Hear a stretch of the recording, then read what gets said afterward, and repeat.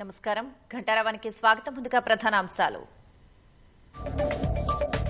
Davos లో కొనసాగుతున్న CM Revanth Reddy బృందం పర్యటన. నేడు ఐటీ, డాటా సెంటర్లు, గ్రీన్ ఎనర్జీ రంగంలో పెట్టుబడులపై సమాలోచనలు. ఎన్కౌంటర్లో 14కు చేరిన మావోయిస్టుల మృతుల సంఖ్య. నౌపాడ, గరియాబంద్ జిల్లాలో భద్రతా బలగాల కూంబింగ్.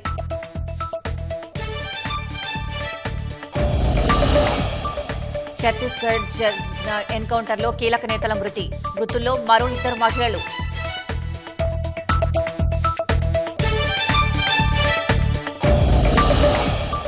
మొబైల్ సిగ్నల్ సమస్యలు తీర్చేలా నూతన సదుపాయం.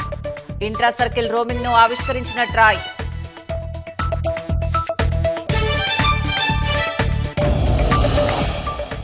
ట్రంప్ కార్యవర్గం నుంచి వైదొలిగిన ఇండో అమెరికన్ వివేక్ రామస్వామి. భవిష్యత్తు ప్రణాళికను త్వరలోనే ప్రకటిస్తారని వెల్లడి.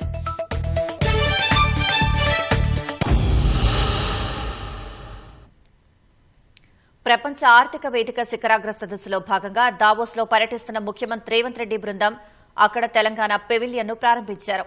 ఈ సందర్భంగా కేంద్ర మంత్రులు చిరాగ్ పాస్వాన్, జయంత్ చౌదరితో రేవంత్ రెడ్డి బృందం సమావేశమై చర్చలు జరిపింది.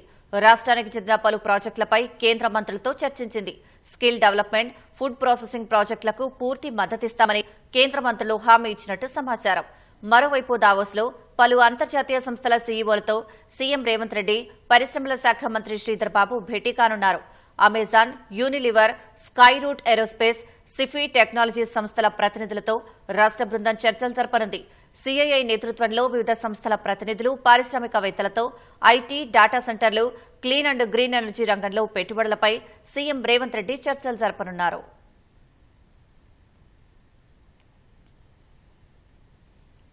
ప్రముఖ నిర్మాత ఎఫ్డీసీ చైర్మన్ దిల్ రాజు ఇల్లు, కార్యాలయాలతో పాటు మైత్రి మూవీస్ కార్యాలయం, పుష్ప 2 చిత్ర నిర్మాత నవీన్ ఎర్నేని నివాసంలో ఐటీ అధికారులు సోదాలు నిర్వహిస్తున్నారు. తెల్లవారుజాము నుంచి తనిఖీలు కొనసాగుతున్నట్లు ఐటీ వర్గాలు వెల్లడించాయి. ఆర్థిక లావాదేవీల అవకతవకలకు సంబంధించి ప్రాథమిక సమాచారం రావడంతో కేసు నమోదు చేసుకున్న ఐటీ అధికారులు 55 బృందాలుగా ఏర్పడి తనిఖీలు చేస్తున్నట్లు తెలుస్తోంది. పుష్ప 2, సంక్రాంతికి వస్తున్నాం, గేమ్ చేంజర్ సినిమాలు భారీ బడ్జెట్తో నిర్మించారు. దీంతో వాటికి వస్తున్న రిటర్న్లు కూడా భారీగా ఉండడంతో వీరు చెల్లించిన ఆదాయపు పన్నుకు వీరికి వస్తున్న రాబడులకు పొంతన లేకపోవడంతో తనిఖీలు నిర్వహిస్తున్నట్లు ఐటీ వర్గాలు చెబుతున్నాయి. ఐటీ రిటర్న్లలో వీరు చూపించిన మొత్తానికి వ్యత్యాసం ఉన్నట్లు వెల్లడించారు. సోదాలు ముగిసిన తర్వాత ఈ ఐటీ బృందాలు స్వాధీనం చేసుకునే పత్రాలతో పాటు ఐటీ ఎగవేత జరిగిందా లేదా అనేది తెలుస్తుందని ఐటీ వర్గాలు చెబుతున్నాయి.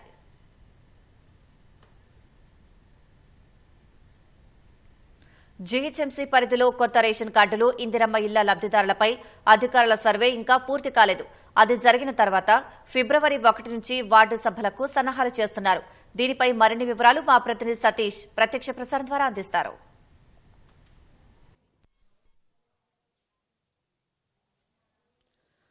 గ్రేటర్ హైదరాబాద్ పరిధిలో కొత్త రేషన్ కార్డులు, ఇందిరమ్మ ఇళ్లకు సంబంధించి ఈ నెల 26 నుంచి జారీ ఉంటుందా లేదా అనేది ఒక సందిగ్ధత నెలకొంది. ఇందుకు కారణం గ్రేటర్ పరిధిలో ఈ 2 పథకాలకు సంబంధించి సర్వే పూర్తి కాకపోవడమే.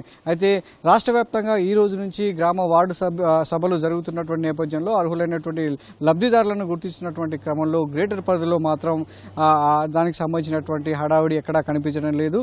అయితే దీనికి సంబంధించి గ్రేటర్ హైదరాబాద్ జిల్లా ఇన్ఛార్జ్ మంత్రి పొన్నం ప్రభాకర్ మాత్రం ఒక స్పష్టమైనటువంటి నిన్న రివ్యూ మీటింగ్ లో ఒక విషయాన్ని అయితే స్పష్టం చేశారు.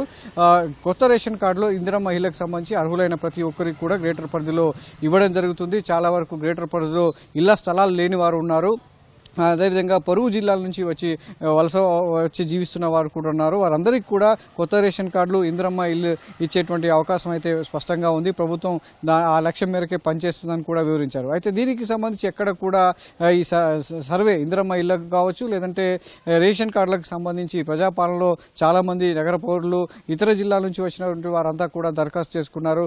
వారికి సంబంధించినటువంటి సర్వే అయితే పూర్తి స్థాయిలో ఇంకా ముగియలేదు. దాదాపు ఇటు గ్రేటర్ పరిధిలో ఉన్నటువంటి 6 జోన్లతో పాటు కంటోన్మెంట్లో కేవలం 58% మాత్రమే సర్వే పూర్తయినట్లుగా అధికారులు చెప్తున్నారు. సర్వే పూర్తయిన తర్వాత మాత్రమే దీనికి సంబంధించినటువంటి ప్రక్రియ ముందుకు కొనసాగుతుంది. అదేవిధంగా వార్డు కమిటీలు, వార్డు సభల సమక్షంలో లబ్ధిదారుల ఎంపిక అనేది ఉంటుందని కూడా చెప్తున్నారు. అయితే జనవరి 26 నుంచి ప్రభుత్వం కొత్త రేషన్ కార్డులు, ఇందిరమ్మ ఇళ్లకు సంబంధించినటువంటి స్పష్టమైనటువంటి ప్రకటన చేసిన నేపథ్యంలో నగర పౌరులకు ఈ పథకాలు అందుతాయా లేదా అనేది కూడా ఒక సందిగ్ధత నెలకొంది. మరోవైపు ఫిబ్రవరి 1 నుంచి అన్ని వార్డుల్లో సమావేశాలు, సభలు ఏర్పాటు చేయాలని కూడా సన్నాహాలు చేస్తున్నారు. అయితే ఒక్కసారి చూసినట్లయితే అర్హులైనటువంటి ప్రతి ఒక్కరికి రేషన్ కార్డు, ఇందిరమ్మ ఇళ్ల పథకం అమలు చేస్తామని చెప్తున్నటువంటి ప్రభుత్వం గ్రేటర్ హైదరాబాద్లో మాత్రం ప్రస్తుతం చార్మినార్ జోన్లో 63%, ఎల్బీనగర్ జోన్లో 52%, ఖైరతాబాద్ జోన్లో 61%, కూకట్పల్లి జోన్లో 56%, సికింద్రాబాద్ జోన్లో 62%, షేర్లింగంపల్లి జోన్లో 62%, అదేవిధంగా కంటోన్మెంట్ పరిధిలో 23% ఇందిరమ్మ ఇళ్లకు సంబంధించినటువంటి సర్వేను పూర్తి చేసింది. మిగతా సర్వే సంబంధించినటువంటి ప్రక్రియ అయితే కొనసాగుతుంది. సో ఇందులో భాగంగా ప్రజాపాలనలో దరఖాస్తు చేసినటువంటి రేషన్ కార్డులు కావచ్చు, ఇందిరమ్మ ఇళ్లకు సంబంధించి లబ్ధిదారులు ఏదైతే నగర ప్రజల్లో ఉన్నారో వారిలో ఒక ఆందోళన అయితే నెలకొంది. సో కేవలం తమ ఇళ్లకు వచ్చి వివరాలు నమోదు చేసుకున్నారే తప్ప 26 నుంచి ఈ ప్రభుత్వం చెప్తున్నట్లుగా రేషన్ కార్డులు, ఇందిరమ్మ ఇల్లు వస్తాయా లేదా అనేది ఒక సందిగ్ధత అయితే నెలకొంది. దీని మీద అధికారులు కావచ్చు, జిల్లా ఇన్ఛార్జి మంత్రి ఒక స్పష్టత ఇవ్వాల్సినటువంటి అవసరాన్ని నగర ప్రజలు గుర్తు చేస్తున్నారు. నిన్న పురోగతి సర్వేకి సంబంధించినటువంటి పురోగతి మీద జీహెచ్ఎంసీ ప్రధాన కార్యాలయంలో మంత్రి పొన్నం ప్రభాకర్ సమీక్ష నిర్వహించి కొంత అసంతృప్తి వ్యక్తం చేశారు. సర్వే పూర్తి కాకపోవడం పట్ల అధికారుల మీద తీవ్రస్థాయిలోనే మండిపడ్డట్టుగా తెలుస్తుంది. అయితే దీనికి సంబంధించి కేవలం అంటే మిగతా రాష్ట్ర వ్యాప్తంగా జిల్లాల్లో గ్రామ సభలు, వార్డు సభలు పెట్టి లబ్ధిదారులు ఎంపిక చేసేటువంటి ప్రక్రియ కొనసాగుతున్నప్పటికీ హైదరాబాద్కు దానికి సంబంధించినటువంటి మినహాయింపు ఉంటుందని తెలుస్తుంది. మొదటి దశలో ప్రభుత్వం ప్రకటించినట్లుగానే జనవరి 26వ తారీఖున మొదటి దశలో నగర వ్యాప్తంగా కొంతమందికి రేషన్ కార్డులు, ఇందిరమ్మ ఇల్లు ఇవి జారీ చేసే అవకాశం ఉన్నట్లుగా కనిపిస్తుంది. ఆ దిశగానే అధికారులంతా కసరత్తు చేస్తున్నారు. మరి దీనికి సంబంధించి గ్రేటర్ పరిధిలో ఏం చేయబోతున్నారనేది కూడా జీహెచ్ఎంసీ కమిషనర్ ఇలంబర్తి ఒక మీడియా సమావేశంలో ఈ వివరాలన్నీ కూడా వెల్లడించబోతున్నట్లుగా తెలుస్తుంది. అయితే అది చాలా చోట్ల కూడా నగరంలో ఉన్నటువంటి పౌరులంతా కూడా కొత్త రేషన్ కార్డుల కోసం చాలా మంది దరఖాస్తు చేసుకున్నారు. ఇంతకుముందు ఉన్నటువంటి దరఖాస్తుల్లో చేర్పులు, మార్పులకు కూడా అవకాశం కల్పిస్తున్నట్లుగా ప్రభుత్వం చెప్తుంది. అదేవిధంగా వార్డు కార్యాలయాల్లో రేపటి నుంచి కొత్త దరఖాస్తులను స్వీకరించబోతామో దీనికి సంబంధించి ఎవరైతే నగర ప్రజలు అసంతృప్తి చెందకుండా, ఆందోళన చెందకుండా వార్డు కార్యాలయాల్లో కూడా రేపటి నుంచి దరఖాస్తులు సమర్పించవచ్చని కూడా జిల్లా ఇన్ఛార్జి మంత్రి పొన్నం ప్రభాకర్ సూచించడం జరిగింది. మరి ఆ మేరకు రేపు వార్డు కార్యాలయంలో కొత్త దరఖాస్తులు స్వీకరిస్తారా, పాత దరఖాస్తుల సంగతి ఏంటి, ఇందిరమ్మ ఇల్లు స్థలం లేని వారికి ఇందిరమ్మ ఇల్లు ఇస్తారా, స్థలం ఉన్నవారికి దీన్ని పరిగణలోకి తీసుకుంటారా అనేది కూడా ప్రస్తుతం నగరంలో ఒక సందిగ్ధ వాతావరణం అయితే నెలకొంది. 2 రాష్ట్రాలకు కృష్ణా జలాల కేటాయింపు సహా ప్రాజెక్టుల స్వాధీనం, టెలిమెట్రీ స్టేషన్ల ఏర్పాటు, నిధుల అంశంపై నేడు కృష్ణానది యాజమాన్య బోర్డు సమావేశం కానుంది.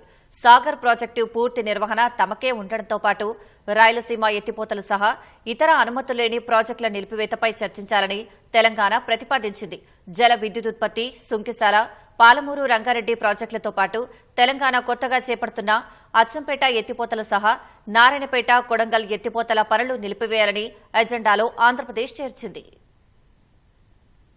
10 నెలల విరామం తర్వాత కృష్ణానది యాజమాన్య బోర్డు నేడు పూర్తిస్థాయి సమావేశం జరగనుంది.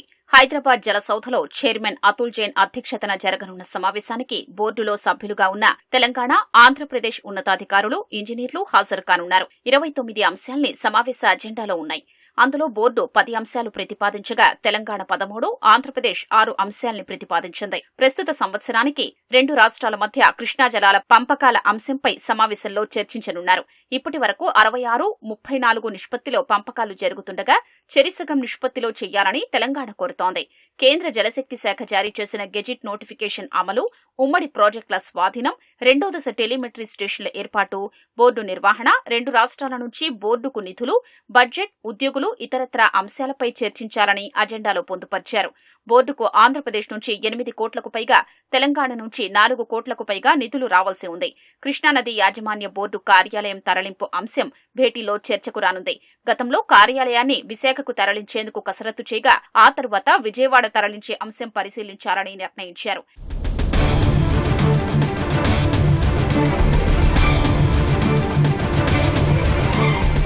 తాగునీటి కోసం వినియోగించే జలాల్ని 20% మాత్రమే పరిగణలోకి తీసుకోవడం, కేటాయించిన వాటాలో మిగిలిన మొత్తాన్ని మరుసటి ఏడాదికి ఉపయోగించే వెసులుబాటును తెలంగాణ ప్రతిపాదించింది. సాగర్ ప్రాజెక్టుతో పాటు హెడ్ రెగ్యులేటర్ల నిర్వహణను పూర్తి స్థాయిలో తిరిగి అప్పగించాలని, ఏపీ జోక్యం లేకుండా చూడాలని తెలంగాణ కోరుతోంది. సాగర్ టెయిల్ పాండ్ నుంచి ఆంధ్రప్రదేశ్ అక్రమంగా తీసుకున్న 4 టీఎంసీలపై చర్చ సహా నిర్వహణ తమకే ఉండాలని పేర్కొంది. సాగర్ ఎడమ కాలువ నష్టాల్ని పూర్తిగా లెక్కించాలని, శ్రీశైలం జలాశయంతో పాటు ప్రకాశం బ్యారేజీ, సుంకేసుల బ్యారేజీ వద్ద టెలిమెట్రీ స్టేషన్ల ఏర్పాటుపై చర్చించాలని కోరింది. ఆర్డీఎస్ ఆధునికీకరణ అనుమతులు లేకుండా ఆర్డీఎస్ కు కుడి కాలువ పనుల్ని చేపట్టిన ఏపీని నిలువరించే అంశాన్ని అజెండాలో ప్రతిపాదించింది. శ్రీశైలం ప్లంజ్ పూల్ కు మరమ్మతులు, జలాశయం నుంచి బేసిన్ వెలుపలకు నీటిని తరలింపుపై చర్చించాలని పేర్కొంది. అనుమతులు లేకుండా ఆంధ్రప్రదేశ్ నిర్మిస్తున్న రాయలసీమ ఎత్తిపోతల, శ్రీశైలం కుడి కాలువ లైనింగ్, ఇతర ప్రాజెక్టుల పనుల నిలిపివేత అంశంపై బోర్డు సమావేశంలో చర్చించాలని తెలంగాణ కోరింది. కేంద్ర గెజిట్ నోటిఫికేషన్ ప్రకారం ఉమ్మడి ప్రాజెక్టులను కృష్ణానది యాజమాన్య బోర్డుకు అప్పగింతపై సమావేశంలో చర్చించాలని ఏపీ ప్రతిపాదించింది. శ్రీశైలం, నాగార్జునసాగర్, పులిచింతల ప్రాజెక్టు నుంచి అనుమతి లేకుండా తెలంగాణ సర్కార్ విద్యుదుత్పత్తి కొనసాగిస్తుండడాన్ని చర్చించాలని పేర్కొంది. సుంకిశాల, ఇంటెక్ వెల్, పాలమూరు, రంగారెడ్డి ఎత్తిపోతల ప్రాజెక్టుల పనుల్ని తెలంగాణ చేపట్టకుండా నిలువరించే అంశాన్ని ఏపీ పేర్కొంది. చిన్న నీటి వనరుల కింద తెలంగాణ ఎక్కువ నీరు వాడుకుంటోందని, గోదావరి జలాల మళ్లింపునకు సంబంధించి 45 టీఎంసీలపై తెలంగాణకు హక్కు లేదన్న అంశాన్ని ఏపీ ప్రతిపాదించింది. కల్వకుర్తి ఎత్తిపోతల సామర్థ్యాన్ని 15 టీఎంసీలు పెంచడంపై అభ్యంతరం వ్యక్తం చేసింది. ఎలాంటి అనుమతులు లేకుండా తెలంగాణ ప్రభుత్వం అచ్చంపేట ఎత్తిపోతల, నారాయణపేట, కొడంగల్ ఎత్తిపోతల పథకాల్ని చేపడుతోందని, ఆ పనులు చేపట్టకుండా నిలువరించాలన్న ఆంధ్రప్రదేశ్ బోర్డు సమావేశంలో ఆ అంశంపై చర్చ జరగాలని ప్రతిపాదించింది. హైదరాబాద్లో చెరువుల కబ్జాలకు ఆస్కారం లేకుండా చర్యలు చేపడుతున్నట్లు హైడ్రా కమిషనర్ రంగనాథ్ పునరుద్ఘాటించారు. నగరంతో పాటు వారార్ పరిధిలోని చెరువుల ఎఫ్టీఎల్ నిర్ధారణ పూర్తయితే చాలా వరకు సమస్యలు పరిష్కారమవుతాయన్న రంగనాథ్ 4-5 నెలల్లో ఆ పని పూర్తవుతుందని చెప్పారు. ప్రజావాణిలో భాగంగా నగరం నలుమూలల నుంచి వస్తున్న ఫిర్యాదులను సమగ్రంగా పరిశీలిస్తున్నామన్నారు. తక్షణమే క్షేత్రస్థాయిలో పరిస్థితులపై విచారణ చేపట్టాలని సంబంధిత అధికారులను ఆదేశిస్తున్నారు. చెరువులు, ప్రభుత్వ స్థలాలు, పార్కుల ఆక్రమణలపై ప్రజల నుంచి హైడ్రాకు ఫిర్యాదులు వెల్లువలా వస్తున్నాయి. సోమవారం నిర్వహించిన ప్రజావాణిలో ప్రజల నుంచి నేరుగా 89 ఫిర్యాదులను స్వీకరించిన రంగనాథ్ వాటన్నింటినీ క్షుణ్ణంగా పరిశీలించారు. హైడ్రాపై విశ్వాసం పెరుగుతుందనేందుకు ప్రజల నుంచి వస్తున్న ఫిర్యాదులే నిదర్శనమని పేర్కొన్నారు. ఫిర్యాదులపై స్పందిస్తూ అక్కడికక్కడే ఆయా ప్రాంతాలకు చెందిన అధికారులకు స్పష్టమైన ఆదేశాలిస్తూ క్షేత్రస్థాయిలో విచారణ చేపట్టాలని సూచించడంతో ఫిర్యాదుదారులు సంతోషం వ్యక్తం చేస్తున్నారు. ఫిర్యాదులను గూగుల్ మ్యాప్స్ తో పాటు సర్వే ఆఫ్ ఇండియా, ఎన్ఆర్ఎస్సీ ఇమేజీలను పవర్ పాయింట్ ప్రజెంటేషన్ ద్వారా ఫిర్యాదుదారులకు చూపించి అందులోని వాస్తవాలను వివరించారు. మరో వారం 10 రోజుల్లో హైడ్రా పోలీస్ స్టేషన్ అందుబాటులోకి రాబోతున్నట్లు వెల్లడించారు. హైదరాబాద్ తో పాటు ఓఆర్ఆర్ పరిధిలోని చెరువుల ఎఫ్టీఎల్ నిర్ధారణ పూర్తయితే చాలా వరకు సమస్యలు పరిష్కారమవుతాయని రంగనాథ్ తెలిపారు. 4-5 నెలల్లో ఓఆర్ఆర్ పరిధిలోని అన్ని చెరువులకు ఎలాంటి సందేహాలకు ఆస్కారం లేకుండా ఎఫ్టీఎల్ నిర్ధారణ జరుగుతుందని, భవిష్యత్తులో చెరువుల కబ్జాకు ఆస్కారం లేకుండా చర్యలు తీసుకుంటామని భరోసా ఇచ్చారు. రంగనాథ్ ఇచ్చిన హామీలపై ఫిర్యాదుదారులు హర్షం వ్యక్తం చేస్తున్నారు. కమిషనర్ గారు కలిసింది, మా ఇంటి ముందు స్పేస్ ఉంది, అది యాక్చువల్గా జిహెచ్ఎంసీ వాళ్ళది. అది మేము ప్రొడక్ట్ చేసాం కోర్టుకు వెళ్ళి. అది కార్పొరేట్కి ఇచ్చారు లీజుకి. ఎన్నేళ్ళకి ఇచ్చారో మాకు తెలియదు. మొత్తానికైతే బిల్డింగ్ కట్టాడు. అంటే నాకు అవసరం లేదు ఆ బిల్డింగ్తో పని, కానీ అది పార్కు, రోడ్డు, అది దానికోసం వచ్చాము మేము. అమీన్పూర్లో ఉంటాం మేము. మా ల్యాండ్ 193 ఉందండి. సో 324లో అది కంప్లీట్లీ ఎంక్రోచ్మెంట్ జరిగింది. మొత్తం చెరువు అనేది ఎంక్రోచ్మెంట్ జరిగింది, కొత్త చెరువు అనేది. యాక్చువల్లీ అది రిక్రియేషన్ జోన్ అండ్ అగ్రికల్చర్ జోన్గా ఉండేది. రాజశేఖర్ రెడ్డి టైంలో జీవో పాస్ చేయించుకొని దాన్ని కన్స్ట్రక్షన్ జోన్కి మార్పించుకున్నారు రాంభూపాల్ రెడ్డి అండ్ సిస్లా రమేష్. సో ఇతను ఒరిజినల్ ఓనర్ మహేష్ గౌడ్ గారు. కానీ ఇప్పుడు వీళ్ళ ల్యాండ్ కూడా మొత్తం కబ్జా చేశారు, చెరువు కబ్జా చేశారు, నాలాన్ కబ్జా చేశారు. విత్ ప్రూఫ్స్ నేను అవి రంగనాథ్ గారికి సబ్మిట్ చేయడం జరిగింది. కొత్త చెరువు అనేది మొత్తం వచ్చేసి 7 ఎకరాల చిల్లర ఉంటుంది. అది 321 సర్వే నంబరు. మొత్తం దగ్గరికి తెచ్చాడు. తొవ్వలు వచ్చేటి మా ఊరు నుంచి వచ్చే తొవ్వ కూడా మొత్తం హెచ్ఎంటీ కాలనీకి పోయే తొవ్వ ఉండే, మొత్తం బ్లాక్ చేశాడు. వచ్చి చూసి దాన్ని సర్వే ప్రకారం చేసి యథావిధిగా ఎట్లా ఉంటే అట్లా చేస్తానని అన్నాడు. ఒక 2-3 వారాలు పడుతుంది, లేకపోతే 1 మంత్ పడుతుంది. ఖచ్చితంగా మీకు న్యాయం చేస్తానని. మచ్చబలారం అనే విలేజ్లో ప్లాట్స్ కొనుక్కున్నాం. లేఅవుట్కి కొంచెం కింది భాగాన ఒక చిన్న కుంట ఉండేది. ఆ కుంట దాని ఏరియా 4 ఎకరాల 30 గుంటలు. ఆ స్పిల్వే మీద ఎంక్రోచ్మెంట్ వచ్చింది. ఒక దోబిఘాట్ క్రియేషన్ కోసం మరి ఎవరు చేశారు అది చేసి ఒక 1 ఎకర్ ల్యాండ్ చెరువులో కూడా కబ్జా చేయడం జరిగింది. దాంతో చెరువులోంచి నీళ్ళు బయటికి పోయే దారి లేక మా నీళ్లు మా ప్లాట్స్లోకి ఎంటర్ అయినాయి. చెరువుల ఎఫ్టీఎల్ నిర్ధారణకు సంబంధించి త్వరలోనే ఎన్ఆర్ఎస్సీ నుంచి శాటిలైట్ మ్యాప్లు హైడ్రాకు రాబోతున్నట్లు రంగనాథ్ వెల్లడించారు. అమెరికా 47వ అధ్యక్షుడిగా డొనాల్డ్ ట్రంప్ ప్రమాణం చేశారు. అతిరథ మహారథుల సమక్షంలో ట్రంప్తో సుప్రీంకోర్టు ప్రధాన న్యాయమూర్తి ప్రమాణం చేయించారు. క్యాపిటల్ హిల్ భవనంలో ట్రంప్ ప్రమాణ స్వీకార కార్యక్రమం కన్నుల పండుగగా జరిగింది. అమెరికాలో ఇప్పుడిక స్వర్ణయుగం మొదలవుతుందని ట్రంప్ ప్రకటించారు. అగ్రరాజ్యం పేరు ప్రఖ్యాతలను నిలబెట్టేందుకు అమెరికా ప్రజలంతా కలిసి రావాలని పిలుపునిచ్చారు. సరిహద్దులను రక్షిస్తానని, నేరగాళ్లను అమెరికా గడ్డ నుంచి బయటకు పంపుతానని ప్రమాణ స్వీకారం తర్వాత ట్రంప్ ప్రకటించారు. అమెరికా అధ్యక్షుడిగా రెండోసారి డొనాల్డ్ ట్రంప్ ప్రమాణ స్వీకారం ఘనంగా జరిగింది. వాషింగ్టన్ డీసీ క్యాపిటల్ హిల్ భవనంలో అమెరికా 47వ అధ్యక్షుడిగా ఆ దేశ సుప్రీంకోర్టు ప్రధాన న్యాయమూర్తి జస్టిస్ జాన్ రాబర్ట్స్ ట్రంప్తో ప్రమాణ స్వీకారం చేయించారు. తమ కుటుంబ బైబిల్ను 1961లో అమెరికా అధ్యక్షుడిగా అబ్రహం లింకన్ ప్రమాణం చేసినప్పటి బైబిల్ను చేతబట్టుకుని ట్రంప్ ప్రమాణం చేశారు. అంతకుముందు తొలుత ఉపాధ్యక్షుడు జేడీ వాన్స్ భార్య ఉషా పిల్లల సమక్షంలో అమెరికా ఉపాధ్యక్షుడిగా ప్రమాణం చేశారు. అమెరికా సుప్రీంకోర్టు అదనపు న్యాయమూర్తి జేడీ వాన్స్తో ప్రమాణం చేయించారు. ట్రంప్ ప్రమాణ స్వీకారం చేసిన వెంటనే క్యాపిటల్ హిల్ భవనం వెలుపల శతఘ్నుల్ని పేల్చారు. అనంతరం రొటుండా హాల్లో జాతీయ గీతం ఆలపించారు. అధ్యక్షుడిగా ప్రమాణం చేసిన ట్రంప్నకు మాజీ అధ్యక్షుడు జో బైడెన్, ఇతర ప్రముఖులు అభినందనలు చెప్పారు. ప్రమాణ స్వీకార కార్యక్రమంలో ట్రంప్ కుటుంబ సభ్యులు, స్నేహితులు, మాజీ అధ్యక్షుడు, పలు దేశాల దౌత్యవేత్తలు, అధికారులు పాల్గొన్నారు. భారత్ తరపున విదేశాంగ మంత్రి జయశంకర్ హాజరయ్యారు. Reliance Industries chairman Mukesh Ambani దంపతులు కూడా పాల్గొన్నారు. Elon Musk, Mark Zuckerberg, Jeff Bezos, Sam Altman, Sundar Pichai హాజరయ్యారు. అనంతరం ప్రసంగించిన ట్రంప్ అమెరికాలో స్వర్ణయుగం ప్రారంభమైందని చెప్పారు. అమెరికాలో నేర ఘటనలు తగ్గించాల్సిన అవసరముందని, శాంతి భద్రతల విషయంలో మరింత కఠినంగా ఉండాలన్నారు. తీవ్రవాద కార్యకలాపాల్ని ఎంతమాత్రమూ సహించేది లేదన్నారు. అమెరికా దక్షిణ సరిహద్దుల్లో అత్యయిక పరిస్థితి విధిస్తామని చెప్పారు. అక్రమ వలసలు అరికట్టేందుకు సత్వర చర్యలు చేపడతామన్నారు. అమెరికాలోకి నేరగాళ్లు రాకుండా కఠిన చర్యలు తీసుకుంటామని, నేరాలు చేసే ముఠాలతో కఠినంగా వ్యవహరిస్తామన్నారు. The golden age of America begins right now. From this day forward, our country will flourish and be respected again all over the world. During every single day of the Trump administration, I will very simply put America first. Our sovereignty will be reclaimed. Our safety will be restored. The scales of justice will be rebalanced. The vicious, violent, and unfair weaponization of the Justice Department and our government will end. America will soon be greater, stronger, and far more exceptional than ever before. అమెరికాను మళ్లీ గొప్పగా నిలిపేందుకే కాల్పుల ఘటన నుంచి తనను దేవుడు కాపాడాడని Trump చెప్పారు. విద్యారంగంలో అనేక సంస్కరణలు రావాల్సి ఉందని, వాటిని త్వరలోనే తీసుకొస్తామని ట్రంప్ అన్నారు. ఎలక్ట్రిక్ వాహనాల తయారీలో అమెరికాను అగ్రస్థానంలో నిలుపుతామన్నారు. పర్యావరణ పరిరక్షణ దిశగా అనేక చర్యలు తీసుకుంటామని చెప్పారు. న్యాయం అందజేయడంలో సంతులనం సాధిస్తామన్నారు. A short time from now, we are going to be changing the name of the Gulf of Mexico to the Gulf of America, and Panama's promise to us has been broken. The purpose of our deal and the spirit of our treaty has been totally violated. American ships are being severely overcharged and not treated fairly in any way.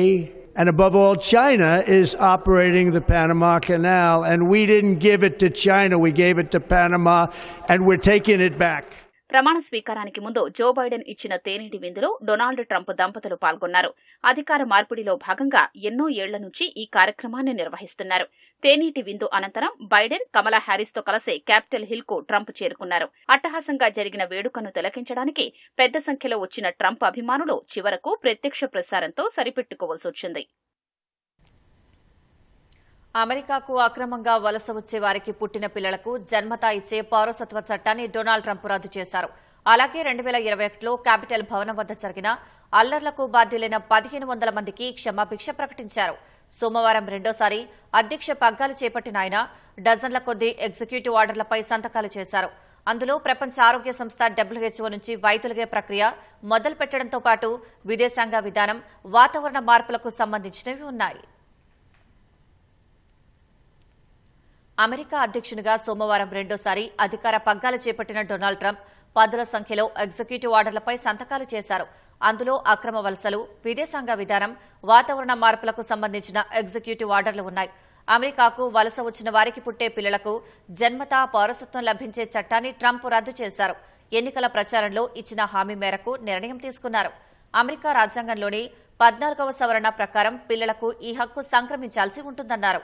అక్రమ వలసదారులకు, అమెరికాలో పుట్టే పిల్లలకు జన్మతా లభించే పౌరసత్వాన్ని తమ ప్రభుత్వం గుర్తించడం లేదన్నారు. America మాత్రమే ఇలాంటి పౌరసత్వం అందిస్తోందని చెప్పినప్పటికీ ప్రపంచవ్యాప్తంగా 30 దేశాలు ఈ విధంగానే పౌరసత్వం ఇస్తున్నాయి. అమెరికాలో అంతర్యుద్దం తర్వాత 1868లో చేసిన 14వ రాజ్యాంగ సవరణ శరణార్థుల పిల్లలకు జన్మతా పౌరసత్వాన్ని అందిస్తోంది. దాదాపు శతాబ్ద కాలంగా ఈ విధానం అమెరికాలో అమల్లో ఉంది. అంతేకాకుండా టూరిస్ట్ లేదా స్టూడెంట్ వీసాపై వచ్చిన వారికి అమెరికాలో పుట్టిన పిల్లలకు ఈ నియమం వర్తిస్తుంది. అలాగే 2021 జనవరి 6న క్యాపిటల్ భవనం వద్ద అల్లర్లకు బాధ్యులైన 1500 మందికి క్షమాభిక్ష ప్రసాదించే మరో ఎగ్జిక్యూటివ్ ఆర్డర్పై ట్రంప్ సంతకం చేశారు. ఇంకా ప్రపంచ ఆరోగ్య సంస్థ WHO నుంచి వైదొలిగే ప్రక్రియ మొదలుపెట్టాలంటూ మరో ఎగ్జిక్యూటివ్ ఆర్డర్పై ట్రంప్ సంతకం చేశారు. ఈ నిర్ణయంతో WHO $1 బిలియన్ ఆర్థిక సాయం కోల్పోనుంది. WHO నుంచి అమెరికా వైదొలగడం 5 ఏళ్ల వ్యవధిలో ఇది రెండోసారి. 2020లోనూ WHO నుంచి వైదొలగనున్నట్లు ట్రంప్ సమాచారం ఇచ్చారు. ఆ మరుసటి ఏడాది జరిగిన అధ్యక్ష ఎన్నికల్లో ఆయన ఓటమి పాలయ్యారు. ఆ తర్వాత అధికారం చేపట్టిన బైడెన్ ట్రంప్ నిర్ణయాన్ని రద్దు చేశారు. 32.5 కోట్ల జనాభా ఉన్న తాము WHOకు $50 బిలియన్ చెల్లిస్తుండగా 140 కోట్ల జనాభా ఉన్న చైనా కేవలం $3.90 బిలియన్ మాత్రమే చెల్లిస్తోందన్నారు. ఇది అన్యాయమని భావించి ఈ నిర్ణయం తీసుకున్నట్లు ట్రంప్ తెలిపారు.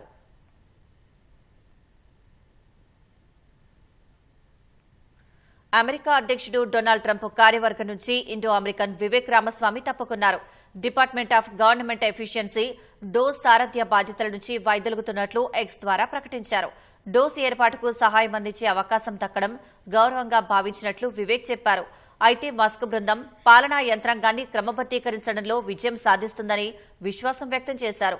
ఓహియోకు సంబంధించి తన భవిష్యత్తు ప్రణాళికలను త్వరలోనే ప్రకటిస్తారని వివేక్ చెప్పారు. అమెరికాను మరోసారి గొప్పగా తీర్చిదిద్దాలనే సంకల్పం తీసుకున్న ట్రంప్నకు మనమందరం సహాయం చేయడం అత్యంత ముఖ్యమని వివేక్ ఎక్స్లో పేర్కొన్నారు. డోస్కు వివేక్తో పాటు టెస్లా అధిపతి మస్క్లను సంయుక్త సారథులుగా ట్రంప్ నియమించారు. వృధా ఖర్చులు తగ్గించడం సహా ప్రభుత్వ వ్యవస్థలో సమూల మార్పులే లక్ష్యంగా డోస్ పనిచేస్తోంది. అయితే ఓహియో రాష్ట్ర గవర్నర్గా పోటీ చేసే ఉద్దేశంతోనే వివేక్ ఈ నిర్ణయం తీసుకున్నట్లు తెలుస్తోంది.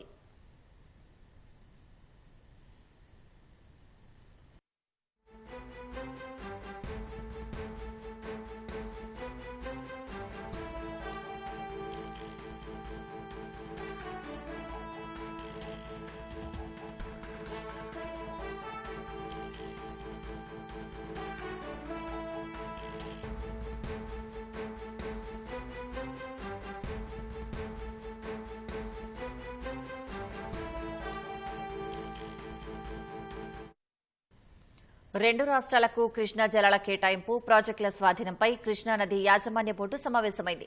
మరిన్ని వివరాలు మా ప్రతినిధి రఘువర్ధన్ అడిగి తెలుసుకుందాం. రఘువర్ధన్, చెప్పండి, బోర్డు సమావేశంలో ఏ అంశాలు చర్చకు రానున్నాయి? హైదరాబాద్ జలసౌధ వేదికగా కృష్ణానది యాజమాన్య బోర్డు సమావేశం జరుగుతుంది. ప్రధానంగా రెండు రాష్ట్రాలకు ఈ ఏడాది నీటి కేటాయింపులకు సంబంధించి ఉమ్మడి ఆంధ్రప్రదేశ్ కేటాయించిన 811 టీఎంసీలో తెలంగాణ, ఏపీ ఎంత వాడుకోవాలన్న విషయమై ఈ సమావేశంలో చర్చ జరగనుంది. గతంలో ఉన్న తాత్కాలిక సర్దుబాటుకు భిన్నంగా చెరిసగం వాటా కావాలని తెలంగాణ పట్టుబడుతున్న నేపథ్యంలో గత సంవత్సరం నుంచి ఎటువంటి నిర్ణయం తీసుకోలేదు. ఈ నేపథ్యంలో ఇవాళ ఈ అంశం మరోమారు చర్చ జరగనుంది. అయితే ఇప్పటికే బ్రిజేష్ కుమార్ ట్రిబ్యునల్ కూడా ఇందుకు సంబంధించిన కేటాయింపులపై విచారణ జరుపుతున్న నేపథ్యంలో ట్రిబ్యునల్ కు వదిలేసి ప్రస్తుతం తాత్కాలిక సర్దుబాటు చేసుకునే దిశగా ఇంజనీర్లు, అధికారులు చర్చించే అవకాశం ఉంది. వీటితో పాటు బోర్డు నిర్వహణ, బడ్జెట్, ప్రధానంగా టెలిమెట్రీ కేంద్రాల ఏర్పాటుకు సంబంధించిన అంశంపై సమావేశంలో చర్చ జరగనుంది. ఉమ్మడి జలాశయాలైన శ్రీశైలం, నాగార్జున సాగర్ తో పాటు ఇతర కృష్ణానదిపై ఉన్న ప్రాజెక్టుల ద్వారా ఏ రాష్ట్రం ఎంత నీటిని వినియోగిస్తుందన్న విషయాన్ని లెక్క తీసుకునేందుకు వీలుగా టెలిమెట్రీ కేంద్రాలను కొన్ని ఏర్పాటు చేశారు. రెండో దశలో మరిన్ని ఏర్పాటు చేయాల్సింది. వాటికి సంబంధించిన నిధులు, విధానానికి సంబంధించిన అంశంపై కూడా చర్చ జరగనుంది. కృష్ణానది యాజమాన్య బోర్డు తరలింపుతో పాటు నాగార్జున సాగర్ ప్రాజెక్టు నిర్వహణ అంశాలు కూడా సమావేశంలో చర్చకు రానున్నాయి. దీంతో పాటు రెండు రాష్ట్రాల అభ్యంతరాలు కూడా, ఒక రాష్ట్రంపై మరొక రాష్ట్రం అనుమతి లేకుండా ప్రాజెక్టులు చేపడుతున్నాయని ఫిర్యాదులు చేస్తున్నాయి. ఈ అంశంపై కూడా సమావేశంలో చర్చ జరిగే అవకాశం ఉంది. అటు శ్రీశైలం ప్లంజ్ పూల్ కొత్త దెబ్బతిన్న నేపథ్యంలో వాటికి సంబంధించిన మరమ్మతుల అంశం, ఆర్డీఎస్ ఆధునికీకరణ అంశంతో పాటు ఇతర అంశాలు కూడా చర్చకు రానున్నాయి. జల విద్యుత్ ఉత్పత్తి అంశం కూడా సమావేశంలో చర్చకు రానుంది. శ్రీశైలం, నాగార్జున సాగర్, పులిచింతల వద్ద తెలంగాణ ప్రభుత్వం అనుమతి లేకుండా జల విద్యుత్ పూర్తి స్థాయిలో చేస్తోందని, దీని ద్వారా సాగునీటికి ఇక్కట్లు వస్తాయని ఏపీ అభ్యంతరం చెప్తోంది. ఈ అంశం కూడా సమావేశంలో చర్చకు వచ్చే అవకాశం ఉంది. ప్రస్తుతం రెండు రాష్ట్రాల నుంచి ఈఎన్సీలు మాత్రమే సమావేశానికి హాజరయ్యారు. బోర్డు చైర్మన్ అతుల్ జైన్ నేతృత్వంలో జరుగుతున్న సమావేశంలో ఇరు రాష్ట్రాల ఈఎన్సీలు మాత్రమే హాజరయ్యారు. నీటిపారుదల శాఖ కార్యదర్శులు ఇంకా సమావేశానికి హాజరు కాలేదు.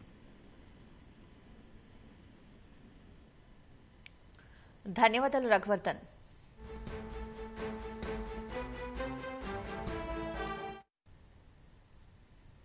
మావోయిస్టులకు వరుసగా మరో గట్టి దెబ్బ తగిలింది. ఛత్తీస్గఢ్ ఒడిశా సరిహద్దులోని గరియాబంద్, నౌపాడ జిల్లాలో జరిగిన ఎదురుకాల్పుల్లో 14 మంది మావోయిస్టులు హతమయ్యారు. 2 రోజులుగా జరిగిన ఎదురుకాల్పుల అనంతరం ఇవాళ తనిఖీలు చేపట్టగా మావోయిస్టుల మృతదేహాలు లభ్యమైనట్లు పోలీసు అధికారులు ప్రకటించారు. ఈ ఘటనలో కేంద్ర కమిటీ సభ్యులు Chalapathi alias Ramachandra Reddy, Manoj, special zonal committee సభ్యుడు గుడ్డు మరణించినట్టు గుర్తించారు. ఎదురు కాల్పుల్లో హతమైన మావోయిస్టులో 2 మహిళలు ఉన్నట్లు పోలీసులు తెలిపారు. మరికొందరు మావోయిస్టులు గాయపడినట్లు అనుమానిస్తున్నారు.